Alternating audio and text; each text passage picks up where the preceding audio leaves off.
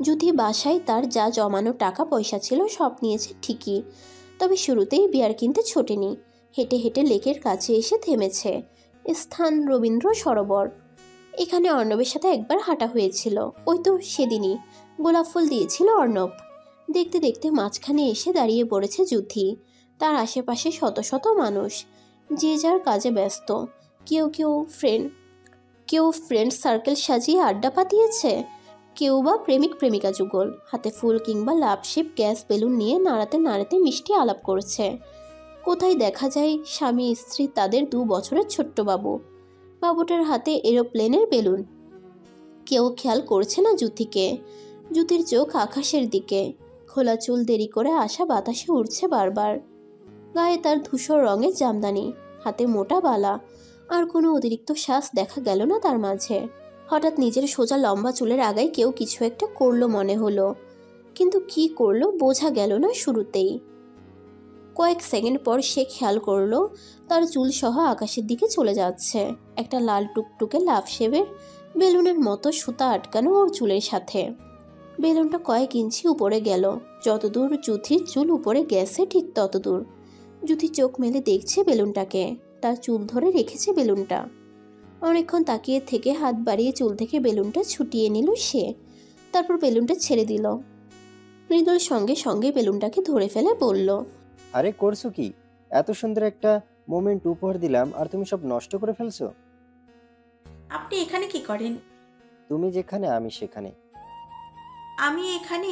সেই কথা কে বললো আপনাকে? এদিক দিয়ে যাবার সময় খাম্বার মতন দাঁড়িয়ে থাকা এক তরুণীর চুল দেখেই চিনে ফেললাম, আর কিঞ্চিত ফর্সা পেটের ঝলক, না চিনে যাবো কই।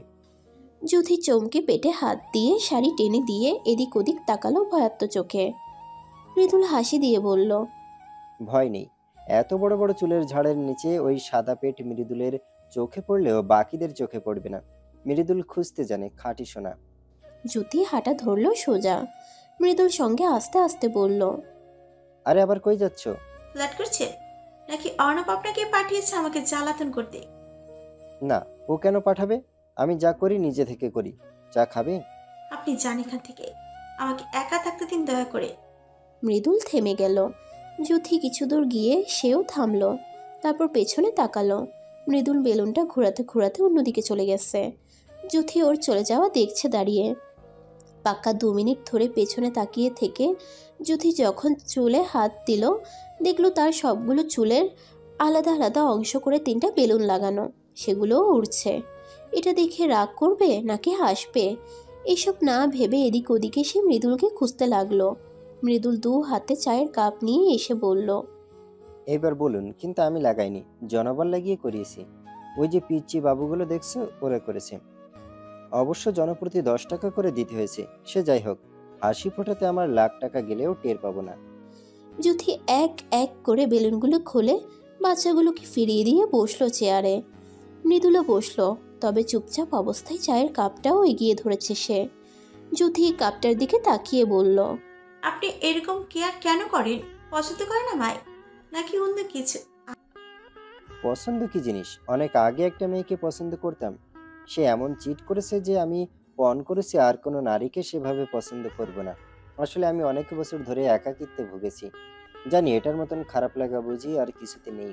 তো ভাবলাম তোমাকে এমন সিচুয়েশন থেকে বাঁচিয়ে তুলবো। তোমার একাকিনী ভাব যাবে, সাথে আমারও। যুথি মৃদুলের কথায় কান দেয়নি। চা খেতে খেতে পাশে বসা একটা কাপলকে মনোযোগ দিয়ে দেখছিল। দেখে মনে হয় যেন কালই তাদের বিয়ে হয়েছে। মেয়েটার মুখের হাসির কোনো অন্ত নেই। হাত ভর্তি মেহেদি, বারবার ঘুমটা টানছে। আর ছেলেটার চোখ মেয়েটার থেকে নড়ছেই না। কি সুন্দর এক দৃশ্য।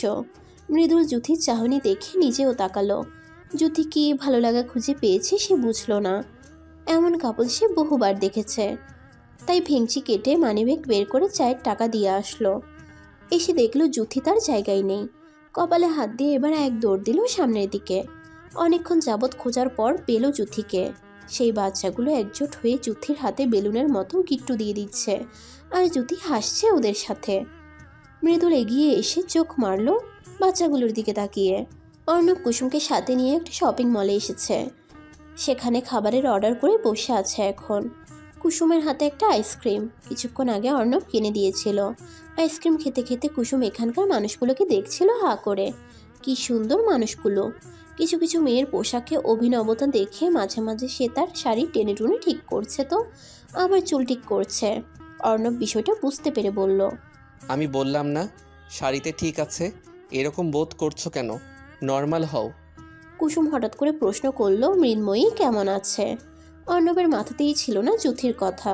কুসুমের প্রশ্ন শুনে ওর মুখের দিকে 2 মিনিট তাকিয়ে থেকে বলল, আমিও জানি না। আচ্ছা, মৃদুলকে কল করে দেখছি। মৃদুল যুথিকে নিয়ে ওই শপিং মলেই এসেছে এমনিতে ঘুরতে। অর্ণব ওকে কল করাই ফোন বের করে কানে ধরে সামনে তাকাতেই দেখলো ওরা দুজন বসে আছে ওখানে। মৃদুল চোখ বড় করে পাশে তাকালো। যুথি একটা প্লাস্টিকের ফুলের টব দেখছিল হাত দিয়ে ছুঁয়ে। এখনো ওদের দেখেনি। মৃদুল চট করে ওর হাত ধরে টেনে অন্য পাশে নিয়ে আসলো। আজব, কি হলো? হাত ছাড়ুন। যুথি হাত ছাড়িয়ে ভ্রু কুচকে তাকিয়ে আছে। ওদিকে অর্ণব কলে হ্যালো হ্যালো করে যাচ্ছে। ভাই, তোরে আমি পরে কল করছি। আগে বলো যুথি কেমন আছে? ভালো। কই তুই? যে গান আমাদের পাশে বাজতেছে সেটা দেখি তোর পাশ থেকেও শোনা যায়। তুই সীমান্ত সম্ভারে নাকি? না না না না, কে বলল? গান তো একটা দোকানে বাজছে। যুথি সোজা চলে গেছে অনেক দূর। মৃদুল কল কেটে আবারও ছুটলো সামনের দিকে। অর্ণবের সন্দেহ হলো বলে সেও উঠে একটু এগিয়ে দেখতে গেল। মৃদুল হন্তদন্ত হয়ে যুথিকে খুঁজতে ব্যস্ত। এদিকে কুসুম অর্ণবকে যেতে দেখে সেও গেল, কিন্তু এত এত গলির মাঝে সে নিজেই হারিয়ে গেছে। এখন অর্ণবকে কোথাও পাচ্ছে না। সবুজ রঙের পাঞ্জাবি পরা কাউকেই নজরে আসছে না তার। কুসুমের চোখে পানি এসে গেছে। এত এত মানুষের ভিড়ে কোথাও কাছের মানুষটার ঝলক না দেখে হাতের উল্টো পিঠ দিয়ে চোখ মুছে হাঁটার গতি বাড়িয়ে ছুট লাগালো সে। ওদিকে অর্ণব মৃদুলকে কোথাও না পেয়ে যখন ফিরে আসলো, তখন সিটে কুসুমকে না দেখে তার মনে হলো পায়ের তলার মাটিই বুঝি সরে গেছে। এবার সে কুসুমকে খুঁজতে ছুটল। মৃদুল আর খোঁজ পাবে না ভেবে যুথি একটা শপের সামনে দাঁড়িয়ে মিটমিট করে হাসছিল। ঠিক সেই সময় হাঁপাতে হাঁপাতে কুসুম ওর সামনে দিয়ে গেল। ওর মুখ দেখেই চিনেছে যুথি। ওকে ছুটতে দেখে সেও পিছু পিছু গেল। 2 কদম হাঁটার পর তার হাঁটার গতি নিঃশেষ হয়ে পড়েছে। সে দেখল কুসুম কিছু দূর যেতেই অর্ণবের সামনে দাঁড়িয়ে কেঁদে কেঁদে ওকে জড়িয়ে ধরল হঠাৎ। এই দৃশ্য দেখে যুথির মুখের হাসি নিরুদ্দেশ হয়ে গেল। চুপ করে শুধু দেখছে সে। অর্ণব প্রথমে ইতস্তত বোধ করলেও পরে কুসুমের মাথায় হাত বুলিয়ে ওকে কাঁদতে মানা করলো। আশেপাশের মানুষেরা তাদের কাজ ফেলে দেখছে ওদের দুজনকে। অর্ণব 2 হাত দিয়ে কুসুমের চোখ মুছে হাতটা শক্ত করে ধরে চলে গেছে। যুথি এখনো ওখানে দাঁড়িয়েছিল। ওরা চলে যাওয়ার পর মুখটা ফ্যাকাশে করে পিছনে ফিরতেই মৃদুলকে সামনে পেল সে। ও রাগান্বিত হয়েছে। রেগে রেগে বলল, কি সমস্যা তোমার? আমি তোমার খেয়াল রাখছি বলে সবসময় আমায় দৌড়ের উপর রাখবে? আশ্চর্য। আর একবার এমন লুকোচুরি খেললে থাপ্পড় মেরে দেবো 2 গালে 2টা। এরকম সীমা অতিক্রম করা মেয়ে আমি এর আগে দেখিনি। অনামিকাও এত বেয়াদব ছিল না। আমার হাতে চড় খেয়েও দাঁত কেলাতো। যুথি চোখ নামিয়ে যেতে যেতে বলল, তাই সে আজ আপনার না, অন্য কারোর। সবসময় হাসির মুহূর্ত কাটানো মানুষটা নিজের হয় না। দিন শেষে যেমন সে দাঁত কেলায়, দিন শেষে সে অন্য কারোর হতে একদিন সময় লাগে না। মৃদুল কোমরে হাত রেখে বলল, প্লিজ আবার যেও না। ওকে, আমি সরি। খাবে কিছু? আজ নিজের অজান্তেই পরিস্থিতির চাপে পড়ে কুসুম অর্ণবকে জড়িয়ে ধরেছিল। এটা মনে পড়ল তার কিছুক্ষণ পরেই। মনে পড়ার পর ভয়াত্ম চোখে অর্ণবকে বারবার করে দেখছিল সে। অর্ণব ধরে নিয়েছে কুসুম ভয় পেয়ে জড়িয়ে ধরেছিল তখন। ইচ্ছে করে তো ধরেনি, তাই বিষয়টাকে সে অতটাও গুরুত্ব সহকারে নিল না। হোটেলে ফেরত যাওয়ার সময় রাতে খাবে বলে কুসুমের জন্য কিছু খাবার কিনে নিল সে। রুমে ফেরার পর পরই ফোন নিয়ে পিঠ ঘুরিয়ে শুয়ে পড়ল। কুসুম রিমোট নিয়ে টিভি অন করে ওর পাশে বসে চুপচাপ দেখছে। সে সময় হালকা নড়ে চড়ে খোপার কাটা খুলে পড়ে যাওয়ায় ওর খোপার সবখানি চুল এলোমেলো হয়ে খুলে গেছে। তার থেকে কসকো সাবানের তীব্র ঘ্রাণ অর্ণবের নাকে আসতেই সে ঘুরে তাকালো। সেই কুকড়ানো চুল দেখে তার মনে পড়ে গেল সেই স্বপ্নের দৃশ্যের কথা। সঙ্গে সঙ্গে মুখটা আবারও ঘুরিয়ে নিল সে। তারপর ফোনের দিকে তাকিয়ে থেকে বলল, তুমি চুলে সাবান দাও? হ্যাঁ, কেন? শ্যাম্পু করলে চুল ভালো থাকে আর সুগন্ধি ছড়ায়। এখন থেকে শ্যাম্পু দিবে। কুসুম মাথায় হাত দিয়ে কিছু চুল নাকের সামনে ধরে সুখে বলল, ওটা দিলে আমার চুল রশির মতন ছুটে আসে হাতে। একবার দিয়ে যে ভুল করেছিলাম তারপর থেকে কখনোই দিই না। কথাটা বলে কুসুম তার হাতের চুল ছাড়ার পর দেখলো হাতে কতগুলো চুল ছুটে চলে এসেছে।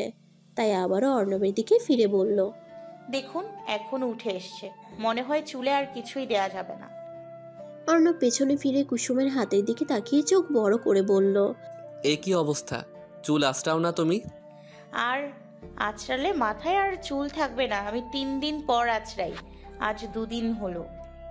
যাও চিরুনি আনো, আমি আছড়ে দেব। তুমি হয়তো আঁচড়াতে জানো না। কুসুম যেন একটা বিরাট খুশির খবর শুনেছে। ছুটে নিজের ব্যাগের ভেতর থেকে একটা চিরুনি বের করে এনে অর্ণবের কাছে ছুটে গেল। অর্ণব চিরুনি দিয়ে ওর এলোমেলো কোকড়া চুলগুলোকে আস্তে করে আঁচড়াতে যেয়ে দেখলো চুল শুধু শুধু উঠে আসছে। তা দেখে সে কুসুমকে বলল, চুলের যত্ন নাও না বলেই এখন সব চুল উঠে যায় তোমার। আমি একটা তেল এনে দেব, ওটার সঙ্গে নারকেল তেল মিশিয়ে চুলে দিবা। দুপুরে শ্যাম্পু করবে, দেখবে চুলের গোড়া মজবুত হয়ে চুল আর ঝরবে না। কুসুম মাথা নাড়ালো। অর্ণব কুসুমের চুলে বেনি করে দিয়েছে। কুসুম বেনি ধরে বলল, আপনি বেনি করতে জানেন? ইউটিউবে দেখেছি, এই আর এমন কি। কুসুম খুশি হয়ে আয়নার সামনে গিয়ে ঘুরে ঘুরে নিজের চুলের বেনি দেখছিল। সেই সময়ে অর্ণবের ফোনে কল আসলো মৃদুলের। মৃদুল বাসা ভাড়ার খোঁজ পাচ্ছে না, দেরি হবে জানালো। ভাই কিছু একটা করো, হোটেলে এতদিন থাকা সম্ভব না, নড়তে পারি না, চড়তে পারি না। একটা রুম, অথচ ভাড়া 2000। শোন, একটা কাজ করতে পারিস, মহাখালীতে আমার বাসার দোতলায় থাকতে পারিস, খালি আছে এখন যতদূর জানি। জানিস তো বাবার সঙ্গে আমার মিল বেশি একটা নেই। তুই গিয়ে আমার পরিচয় দিলে হয়তো বাবা তোকে রাখবে। আমি না হয় সব ভুলে বাবাকে ফোন করে বুঝিয়ে দেব। যেহেতু বাবার সাথে আমার ভালো সম্পর্ক নেই, সেক্ষেত্রে তোকে ভাড়া দিয়ে থাকতে হবে। আরে বাসা পেলেই হলো, ভাড়া দেওয়া চিন্তা বিষয় না। তাহলে তোরা কাল সকালে রওনা হোস, আমি বাবার সাথে কথা বলে নেব। ততদিন দেখি এদিকে বাসা পাই কিনা, তাহলে তোরা এখানে চলে আসিস। Thank you so much. Juthi বাসায় ফিরে জানতে পারলো তার আর 10 দিন পর সিঙ্গাপুর যাবার ফ্লাইট। বাবা সব রেডি করে তারপর ফিরেছেন বাসায়। যুথি কাগজপত্র আর পাসপোর্ট নিয়ে একটা ব্যাগে ঢুকিয়ে নিয়েছে। মায়ের কাছে তার ওয়েস্টার্ন সব ড্রেস আছে, সুতরাং এখান থেকে বাড়তি জামা নিয়ে যেতে হবে না। ফরহাদ জেদ ধরেছে সেও যাবে, কিন্তু বাবা ওকে যেতে মানা করলেন, কারণ 2 ভাই বোন চলে গেলে তার একা থাকা অনেক দুঃখের হয়ে দাঁড়াবে। যুথি ব্যাগটা একপাশে রেখে বিছানায় বসে থাকলো। কুসুম যেভাবে তখন অর্ণবকে ধরেছিল, তাতে মনে হয় ওদের মাঝখানে কোনো কিছুই আর বাদ নেই। অর্ণব এত সহজে সব ভুলে যেতে পারলো, আর আমি বোকা, কিছুই ভুলতে পারছি না। কেন পারি না? পারতাম অবশ্যই, কিন্তু আমি তেমন স্বভাবের না যে আরেক ছেলের সহায় নিয়ে অতীত ভুলে যাব। মৃদুলকে আমি ইউজ করতে চাই না। আমাকে দিয়ে আর কাউকে ভালোবাসা হবে না। শুধু শুধু আমার সাথে সময় কাটিয়ে সে আমার প্রতি ঐক্য হয়ে পড়বে, অথচ এটার কোনো ফিউচার নেই। আমার পক্ষে সম্ভব না অর্ণবের বেস্ট ফ্রেন্ডদের সঙ্গে প্রেম জাতীয় কোনো সম্পর্ক গড়ে তোলা, কিন্তু তাকে তো মানা করলেও শোনে না। কি প্রাণবন্ত একটা মেয়ে! এরকম মেয়েদের সাথে কেন সব ঘটনা ঘটে? তারপর তারা চুপচাপ হয়ে যায়। কেন এমন হয় তাদের সাথে? আমাকে যখন একটা মেয়ে ধোকা দিয়েছিল, সে সময় আমি ছিলাম চুপচাপ ভদ্র স্বভাবের। এরপর ধোকা খেয়ে আমি হয়ে গেলাম মজার একটা মানুষ, ছটফটে। দুজন মানুষ দুরূপে পরিণত হয়েছে চিট হবার পর। আমার খুব ইচ্ছে হয় যুথির খারাপ লাগাগুলোকে দূর করে দেই, তাকে আমার মতন হাস্যোজ্জ্বল জীবন উপহার দিই। তার মলিন মুখটা দেখলে খারাপ লাগে অনেক। এই মেয়েটা সেদিনই তো ওরিয়েন্টেশন ক্লাসে কতই না দুষ্টুমি করেছিল, আর এখন সব থাকলেও তার মাঝে চঞ্চলতা নেই। অর্ণব ফোন রেখে ঘুমাচ্ছিল। মেসে থাকলে বই পড়তো এই সময়ে। কুসুম বসে থাকতে থাকতে একেবারে বোর হয়ে গেছে। অর্ণব ওর সাথে অতিরিক্ত কথা বলে না কখনো, দরকার পড়লে বলে, তারপর আবার মুখ ঘুরিয়ে রাখে। ব্যাগে চিরুনিটা রাখতে গিয়ে একটা কাগজ হাতে আসলো। এটা হলো ওর রিপোর্ট।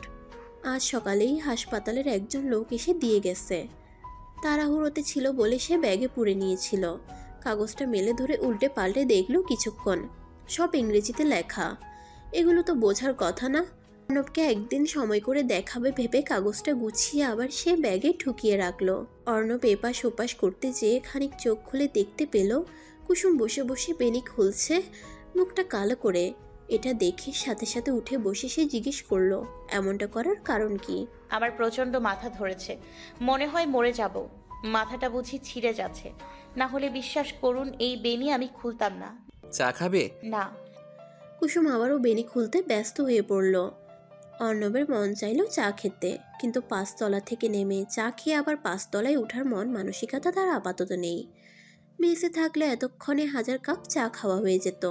হোটেলে আসে যারা দূরে থাকে তারা, আর আমি এই অঞ্চলের মানুষ হয়ে কিনা হোটেলে থাকছি এত কষ্ট করে। হঠাৎ সে দেখতে পেল কুসুমের চোখে পানি। হুট করে কান্না কেন করছে তার মানে বুঝতে না পেরে জিজ্ঞেস করলো, কারণটা কি? কুসুম জানালো সে বেনি খুলতে পারছে না, মাথা ব্যথায় কষ্ট হচ্ছে তার। অর্ণব এগিয়ে গিয়ে ওকে সামনে বসতে বলে নিজেই বেনি খুলতে লাগলো। কুসুম বারবার চোখ মুছে যাচ্ছে। অর্ণব বেনি খুলে চুলে সীতা কেটে দিতে দিতে বলল, তোমার মাথায় তেল লাগবে, তেল দিলে ব্যথা চলে যাবে সব, চুলের গোড়াও মজবুত হবে। এরকম ছোট কারণে কান্না কেন করতেছো? তুমি তো সহজে কাঁদো না। আজ পর্যন্ত তোমায় কত কি বললাম, তাও কাঁদতে দেখলাম না, আর সামান্য মাথা ব্যথায় কাঁদছো? কুসুম মাথা ঘুরিয়ে বলল, আপনি মাথা টিপে দিয়েছেন, এখন বেশ ভালো লাগছে। আচ্ছা, আমার সাথে চড়ুই পাখি খেলবেন? সেটা কিভাবে খেলে? কুসুম ঘুরে বসে অর্ণবকে তার 2 হাত বিছানায় রাখতে বলল। তারপর নিজের একটা হাত রেখে বাকি হাতের আঙ্গুল দিয়ে অর্ণবের হাতের আঙ্গুল গুনতে গুনতে বলল, চড়ুই পাখি 12টা, ডিম পেড়েছে 13টা, একটা ডিম নষ্ট। চড়ুই পাখির মনে বড় কষ্ট। এবার এই আঙুলটাকে গুজে রাখেন। অর্ণব ফিক করে হেসে বলল, এরপর সব আঙুল শেষ হলে ধুরুম করে বাড়ি দিবা, তাই না? তবে জেনে রাখো, এই গেম আমি জিতবো। হে হে। অর্ণব ফিক করে হেসে বলল,